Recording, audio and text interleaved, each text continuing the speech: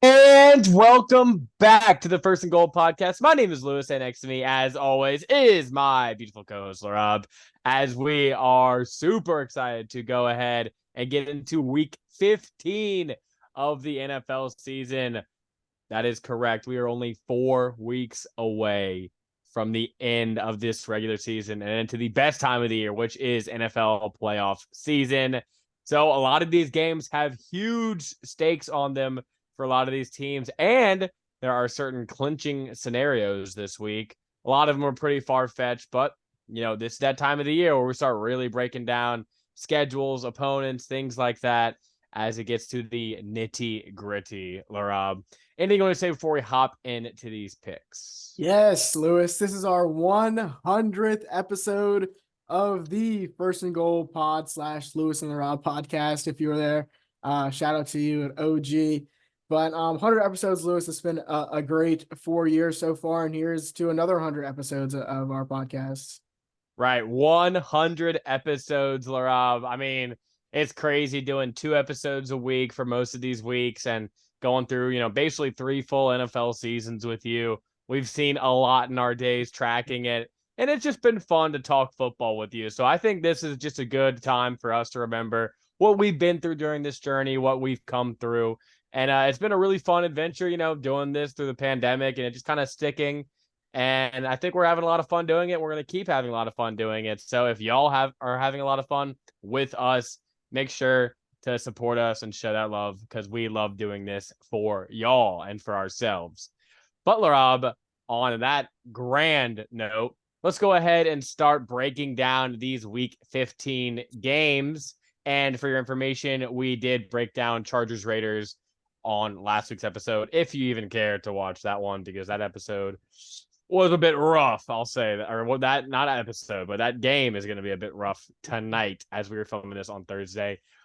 All right, Larob, let's go ahead. We have 3 games on Saturday. College football season is officially over, so we can now start spreading out the weekend. And this Saturday is jam-packed. So we have 3 games, starting with the Minnesota Vikings traveling to Cincy to play the Bengals. Bengals are favored by 3 points at home.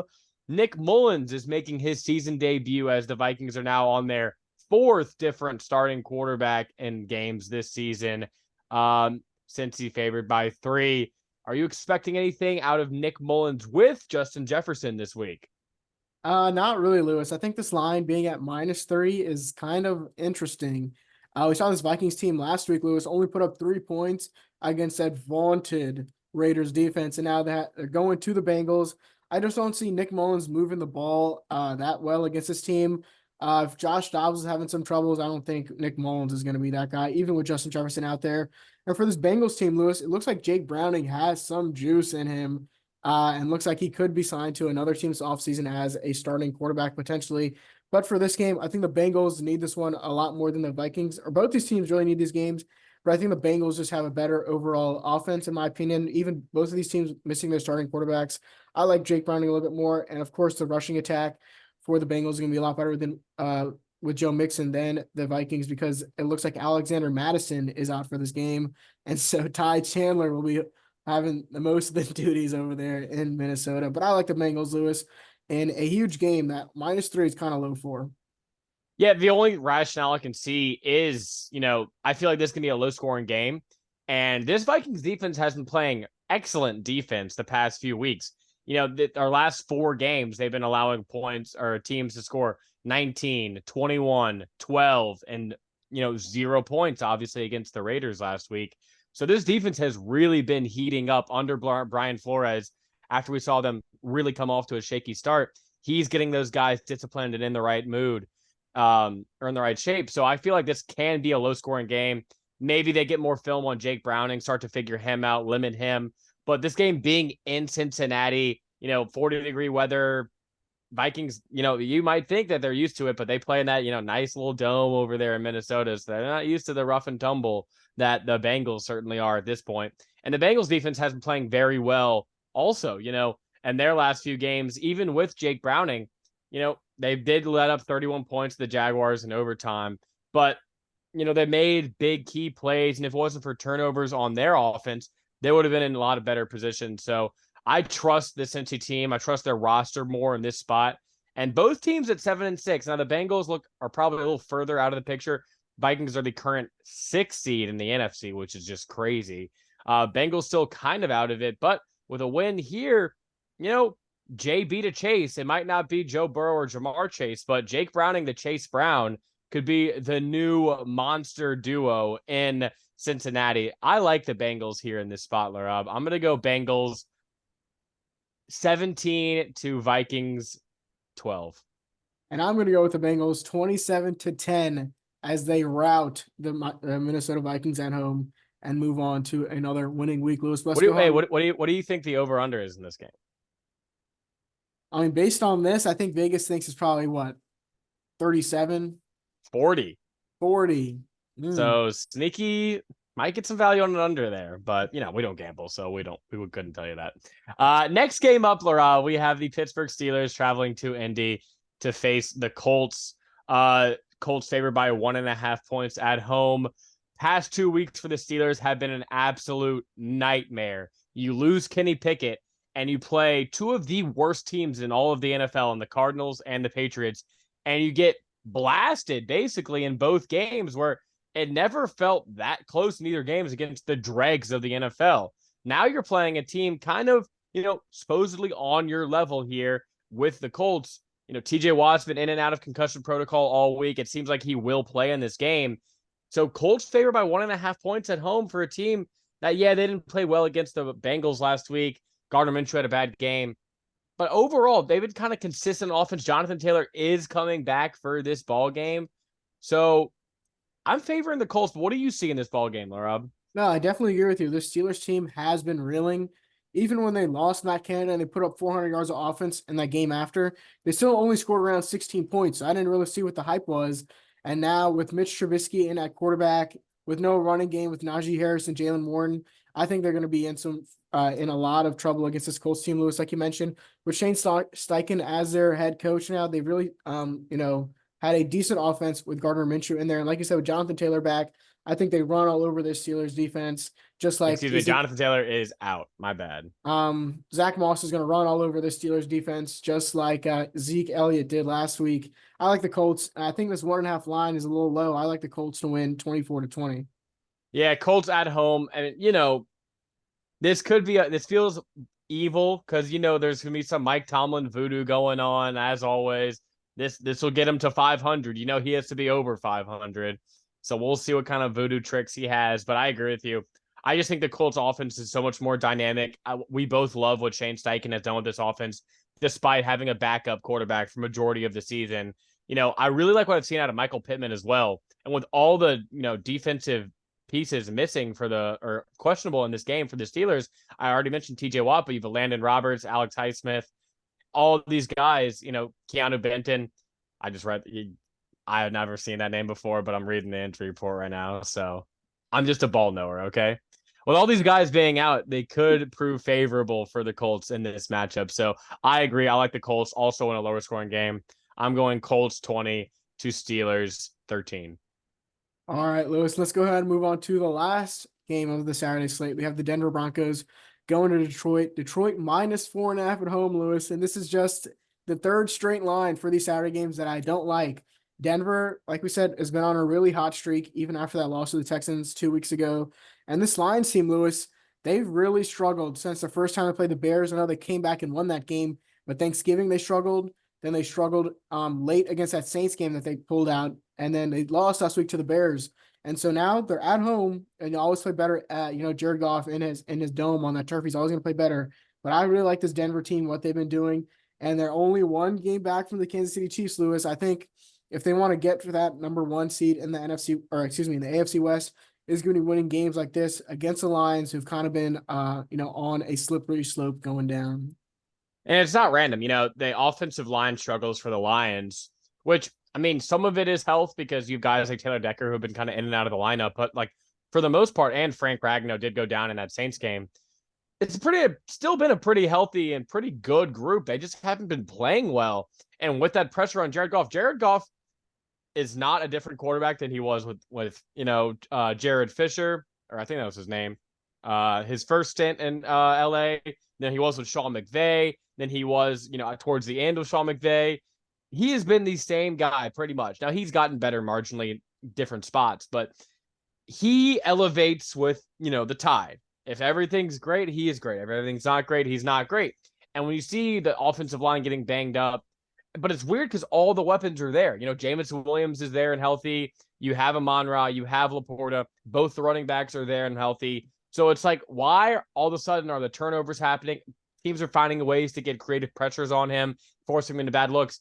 And that will be Denver in this game. I think Denver has done a really good job rushing the passer, making creative looks. A lot of those unheralded guys, they got the old guys out of the building. They got Randy Gregory out. They got Bradley Chubb out. They said, we need to revitalize this defense. Get those lazy guys out who let up 70 points to the Dolphins. And they've been really getting after the passer. And in that Texans game, if it wasn't for the 3 turnovers, they probably would have won that game. So I think this Denver team has been playing like a team on fire. And I like them outright at this number, Laraib. And I have to completely agree. I think Russell Wilson has resurged finally this season with Sean Payton there, figure some things out, like you mentioned. And against the Lions team that has been slacking, I think they Broncos go on the road and get a big one there on Saturday. So I like the Broncos 27-24. Yep, and I'm going to go Broncos 31 to Lions 27. I think it's going to be a high-scoring game on Saturday. All right, Laura, but now we're going to flip over from the Saturday games on to Sunday. 3 games really stuck out to me. Those all going to be the later games. And I want to start with the Dallas Cowboys traveling to Buffalo to face the Bills. I feel like these two teams have been in great games the past few weeks. So it's about time these two met up for a game of their own. Bills favored by 2 at home, despite having 3 less wins on the season, Laraib. Why do you think a team like the Cowboys shouldn't be favored against a team with 7 wins? Well, it's just what the Bills need for this one. They're going to be a team that's really hungry, looking outside in for the playoffs. Now, of course, the Cowboys with the MVP and Dak Prescott on their team, they just been a different team on the road, Lewis, versus at home. And now the Bills racking up a couple wins the last 2 weeks. I think they have the edge in this one at home. We're really seeing this team kind of put it all together after having a struggling start to the season. And I really like them in this spot at home.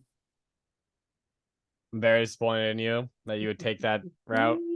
Not expecting this. My point, I agree with you. I also like Buffalo in this spot.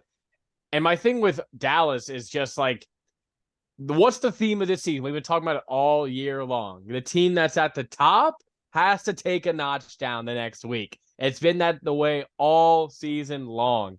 Last week it was the 49ers, and they didn't look too hot against the Seahawks, but it's the Seahawks. So how far can you drop, But then, we have the Cowboys here who just beat their division rivals. They're feeling good. Now you go on the road to Buffalo in a late afternoon spot.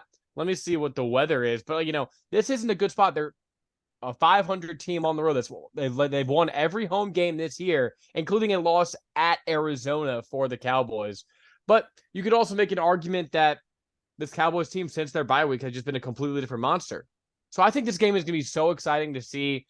Buffalo has a lot of weaknesses, but I'm simply trusting Buffalo being the hungrier team, like you mentioned, the more desperate squad, needing a win at home. That's why I am going Buffalo. I will also be going Buffalo, Lewis. I think Josh Allen, after those comments from Patrick Mahomes at the end of the game, he's going to be fired up for this game. I like the Bills 27-26 as they pick up a much-needed win to keep their playoff hopes alive. Yeah, so I'm going to pick Buffalo. I'm going to go Buffalo. I'm going to say it's a lower scoring game. I'm going to say Buffalo 26 to Dallas 20. Brandon Aubrey misses a kick to make it a 1-score game. That's just my hot take for this because he's been way too good the past few weeks. Now let's go ahead and move on to Sunday Night Football. We have the Baltimore Ravens traveling to Jacksonville to take on the Jags. Baltimore favored by 3.5 points on the road. And, Trevor Lawrence and Cleveland, they, went to Cleveland last week after, kind of banged up his ankle. Did not look good whatsoever. Had 3 interceptions. Did throw 3 touchdowns in the game. But it was hard for him to find a rhythm in that spot. And Cleveland got a win. So this is a really tough spot here for Jacksonville. Now going back home and facing this Baltimore team whose offense, you can't say it's worse than Joe Flacco and the Cleveland Browns. And that defense is probably just as good. So what is the Jaguars' game plan, Laraib, for potentially winning this game? Their game plan is going to be trying to get the ball quickly out of Trevor Lawrence's hand. When you have an ankle injury like that, you really can't plant your foot into the ground, Lewis, and drive the ball like you need to, right? Whether those deep balls or those crossing routes. I think they just really want to control the game by running the ball. Like maybe try to take a page out of the Ravens offense. It was run the ball really effectively and then have those, short passing plays to get those touchdowns. But I still think this Ravens team, Lewis, they're holding on for that 1 seed for dear life over there in the AFC. And I think this is going to be in a game. They're on the road on Sunday Night Football. I really like them in this spot against the Jaguars team with Trevor Lawrence banged up. Like I said, if he can't plant that foot in the ground and really drive the ball, I don't think he's going to have much success against his Ravens defense. So I really like the Ravens team on the road. It seemed like he kind of got better as that Cleveland game went on. Trevor Lawrence did at, finding rhythm, finding his spots, but it was just too little too late at that point after his rough start. So I think he kind of gets more rhythm back at home. And what did we see with that Baltimore defense last week? They got absolutely lit up by Matt Stafford and that passing game of the Rams. And, if Trevor Lawrence has the time, because this Ravens front four isn't that impressive at getting to the quarterback. You're relying on guys like Jadeveon Clowney and your interior guys to get pressure, and it's unreliable against some of these better offensive lines. So if Jacksonville can can Trevor Lawrence stand in the pocket, make those timely throws, they will be able to score. So then it comes down to, Lamar and that offense, big Sunday night spot on the road. Can they get it done? And I'm inclined to say yes, but I have to pick an upset. So I think the missing Mark Andrews will really bite them in this game. I'm predicting a Lamar big turnover score for this Jacksonville defense. No. And I'm picking the Jaguars. Duval 31-29 in this. No, 28. That's a weird score. 31-28. All right. Yeah, Lewis, let's go ahead and move on to Monday Night Football now. We have the Philadelphia Eagles traveling to play my Seahawks, who are on a huge skid. Philly only 3.5 in this game, Lewis. Why do you think that is? It's got to be the past 2 weeks, Laraib, against NFC teams. We've seen this defense get slaughtered. So Vegas is probably saying, even if Philly goes up big in this game, what are the odds we don't have like a Minnesota game from week 2 where we get a cheeky backdoor cover from this Seattle team who gets a cheap DK touchdown or something like that? And my co-host here brought me a great stat before the game. Eagles have dropped 7 straight games to the Seahawks in their last 7 matchups. So that ain't nothing. Maybe Pete Carroll has, some insight what's going on over there in Philly. Plus, this game's in Seattle with the 12th man rise up. But this Philly team is energized right now. They have been embarrassed the last 2 weeks by teams that we would consider on their level in the NFC. So they need this game to stay atop in that NFC picture to potentially keep fighting for that 1 seed in the NFC. So they really can't afford to lose this game to Seattle. And Seattle, Geno Smith being in and out of the lineup, just the inconsistencies offensively. And then this defense, this team is just incredibly inconsistent. There is no reason I think that even home or away, they should be able to beat this Eagles team. But that's why I'm going with the Eagles. And I unfortunately have to agree with you, Lewis. Like you said, these are both 2 teams that are hungry for a win at this very moment. The Eagles going for that 1 seed, meanwhile the Seahawks team is trying to stay alive in that NFC playoff picture. But I just think there's no accountability being held on this defensive side of the ball for the Seattle Seahawks. Just the amount of penalties they had on that on that Thursday night game a couple of weeks ago against Dallas. Tariq Woolen, pass interference after pass interference after pass interference. Nobody's holding him accountable. Jamal Adams last week gets lit up by Deebo Samuel. Nobody's holding him accountable. Guys are missing tackles everywhere. Bobby Wagner, as great as he is, his Hall of Fame, has a Hall of Fame career, but he's just on the latter half of his career. Lewis, he's basically done. This team is just not. It has the names, Lewis. It definitely has the names, but it just doesn't have the accountability. And like you said, Geno Smith questionable for this game. It looks like Drew Lock may have to go out there again against this Eagles team. I just don't see a way the Seahawks team can win this game against the Eagles team, which is just way better on both sides of the ball. I like the Eagles in this one. Big 27-16. Certainly a fall from grace for the Seahawks team, going from 6-3 to now looking at 6-8 on their schedule right now. So yeah, I agree with you. I'm gonna go Eagles 24 to Seahawks 20. Eagles cover. It feels like a nice game. Overall, good week of football, Rob. Those are our highlighted games, but now we got to get through the others of the week. So we'll go ahead and I'll rattle these off for you, and we'll give each other our picks. Starting off on Sunday, we have the New York Football Giants, Tommy DeVito, heading to New Orleans. New Orleans favored by 6 points at home. A big job for a team that feeling. I'm still riding with your Saints, Lewis, but I definitely agree. This line is a lot bigger than it should be with Tommy DeVito masterclass on Monday night. But Lewis, they're coming off a short week, and the Saints, I think everybody over there is just fighting to keep their job, and Derek Carr is fighting for the 150 milli that he supposedly deserves. So I like the Saints 23-21 at home. I've seen this Saints game like 12 times this season alone. I think that the Saints, the Giants come in with all the hype. They think that, oh, this is a huge number. Like, I'm betting Giants. But this will be the Vegas game where Vegas makes their money back. And I think the Saints have a dominating performance out of nowhere. Tommy DeVito struggles. And it's not because the Saints offense does anything. They get a lot of opportune interceptions, turnovers, and turn those into points. Look for Alvin Kamara to have a big game against this Giants defense. I'm going with the Saints 28-10. Next game up, we have the New York Jets facing the Miami Dolphins in Miami, where we thought Miami was invulnerable this season but then losing to the Titans. Now a pissed off Miami team getting tee off against Zach Wilson. Miami favored by 8.5. Who do you like?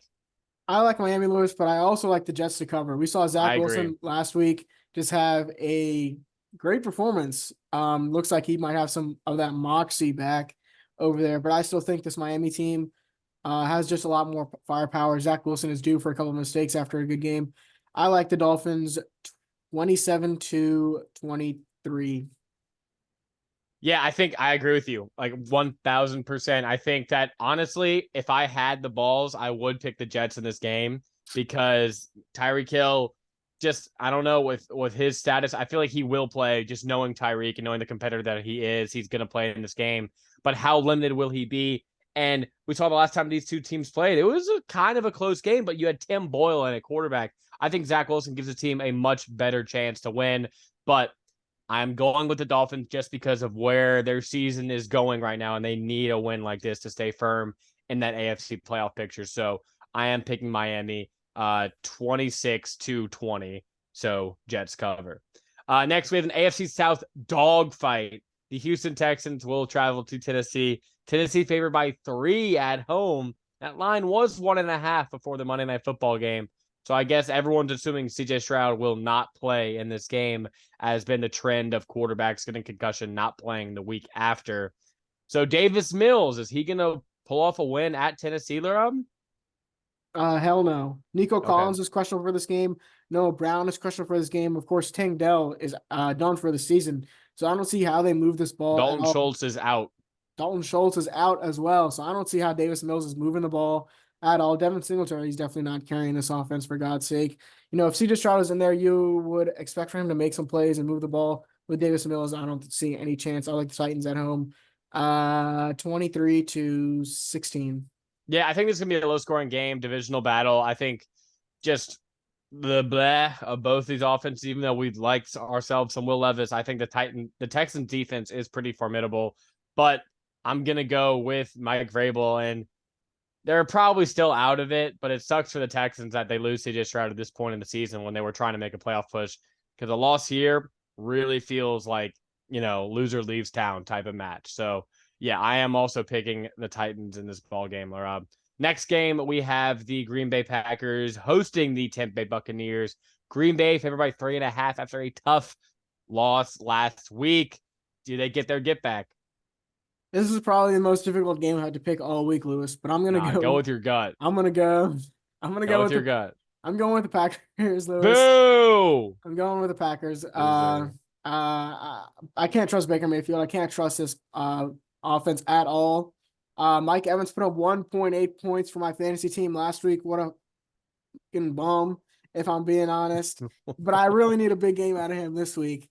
But I still think the Packers at home and after kind of short on Monday Night Football, they get back on track against a Buccaneers defense that we know can be exposed. I like the Packers 26-23. I'm picking the Packers too. Okay. 27-24. And they don't cover, but shameful of you. All right. Next game, AFC South matchup. The dreadful Panthers hosting the Falcons. Falcons only favored by 3 when last week the Saints favored by 5.5 over the same Panthers team. It is in Carolina, though. Typical Falcons meltdown here, Laraib? Against this Panthers team, no, I think they find a way to win. I like the Falcons 23-16. Yeah, this Panthers team is just falling apart. And, that one Texans game I got right when I picked it, it felt like euphoria, and I kept going back to the well, and it kept burning me over and over and over. I'm picking the Falcons in this one. I don't care. I'm done with the Panthers, and if they win this week, I'll feel good for them. I don't care. But it won't have my blood on it. So going with the Falcons, 23-18. Next game up, a sneaky good game. The Chicago Bears traveling to Cleveland to face the Browns. Browns favored by 3. Who you got? I gotta go with the Browns. Joe Flacco resurgence. Maybe he didn't win that game, my upset against the Rams a couple weeks ago, but he put on a show last week, Lewis. And I think he continues that. Now this Bears team has been solid with Justin Fields. It looks like he's kind of gotten his mojo again this last couple of weeks. But I still think this Browns team trying to win the division, trying to secure that playoff spot still. I think they get it done at home. 26-20. Yeah, I'm going with Chicago in this game. I think Joe Flacco's going to have that film on him. I think those boys will be ready to destroy that fossil of a quarterback, and he's going to get put into the dirt over there in Cleveland. And you just lost yourself the week. Congratulations. And I'm picking the Chicago Bears. Are you kidding me? This is how I win the week. When you're down 2 weeks, you got to take big risks, big swings, And that's why I am picking the Chicago Bears. They're playing like a good team. Their defense is playing well. Justin Fields is playing a little bit better. They're getting healthier on offense. And the Browns are just flying a little too high with Joe Flacco. I'm sorry. I can't pick Joe Flacco. I won't. I don't care if his numbers have been good so far. They played against bad defenses. This Bears defense is not bad. Not bad. Next game up, we have the Kansas City Chiefs going to New England to face the Patriots. This game was at 9.5 earlier in the week. Now it's at 7.5. Chiefs favored over this awful Patriots team, Laraib. Any chance the Chiefs lose this one? Most definitely. I could see Bill Belichick putting on a masterclass before leaving town, worsening the draft pick for the Pats before he leaves them for my Los Angeles Chargers and Justin Herbert. But no, I think Patrick Mahomes is going to be fired up. As long as the receivers don't drop more than 4 passes in this game, I think they come out with the win. So I like the Chiefs to win 27-13. Okay, so you still have the Chiefs covering. Yeah, I think I agree with you. I mean, I think not agree with you, the opening statement you made. I think there's no chance in hell the Patriots win. This Chiefs team is pissed off. They need a win. It's on the road. Andy Reid can throw another big L at Bill Belichick's way. I think they have a dominating performance, 31-3 in this game, and try to get their mojo back late into the season. Next game, we have the 49ers traveling to Arizona. 49ers favored by 12 on the road. I like the 49ers 31-17. And I like the 49ers 31-17 as well.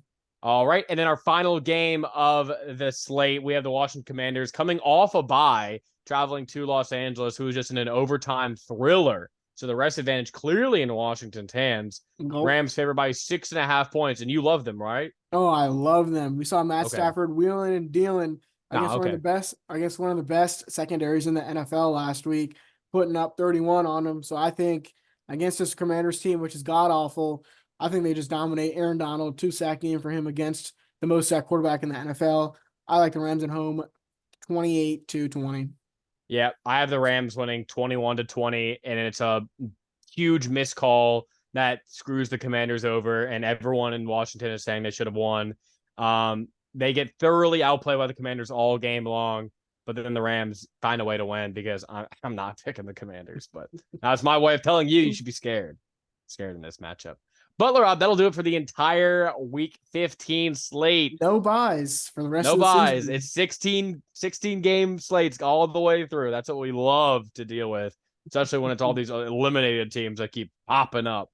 So yeah, 100 episodes, but it won't be complete without our locks, upsets, and best bets of the week, Laraib. So you start off. What is your upset of the week? Yeah, I mentioned it earlier, Lewis. It's the Denver Broncos. I mean, they just been playing on a different level. Meanwhile, the Lions have been sliding a little bit. I think there's a huge spot for this Broncos team on the road in prime time. I like the Broncos as my upset. Yeah, I really like that pick, and I really wanted that pick, but in virtue of how we do things, good pick. My upset is going to be Jacksonville. It's just the best team out of this slate, playing at home. Yes, Baltimore has been playing very well, but that defense can get got, especially that secondary. And if Trevor Lawrence can just have the strength to stand in that pocket, I feel like he can put up numbers against this Baltimore team that's been flying a little too high. And in classic John Harbaugh fashion, they're going to drop an upsetting game that would have given them a big advantage later. Give me the Jaguars in this ball game. That's a terrible pick, Lewis. And now for my lock of the week, I'm going with the aforementioned Los Angeles Rams at home against a crappy Commanders team whose season is over with the most sacked quarterback in the NFL, with the worst offensive line in the NFL. I think they Coming off a bye. They dominate the Commanders at home. Yeah, they're coming off a bye. That too. means they're rusty. They haven't played football in 2 weeks, Lewis. I'm gonna go with as my lock the Philadelphia Eagles going to Seattle. They just, after being embarrassed the last 2 weeks, they need to get their get back, and against this falling Seattle team, that's when they will get their vengeance. So I am picking Philly in this ball game. And best bets of the week, I loved your upset so much, and I think we were on the same wavelength. 4.5 points is way too much for this Denver-Detroit game. I think this will be a close game regardless, and you're giving me 4.5 points. I'm taking it. Give me Denver to cover. Yeah, really good one there, Lewis. And for my best bet, I'm going Buffalo -2 at home against the Cowboys. This could easily be a Cowboys win, Lewis, but I just think Buffalo needs this game a lot more. They win by a field goal by their kicker, Tyler Bass, as they win by more than 2 points. All right. I don't hate it. I like that number. But, Rob, that'll do it for our 100th episode of the First and Goal podcast. Anything you want to say before we head out of here? No, just thank you guys for sticking around for 100 episodes, and here's to another 100. Here. Peace. All right. See ya.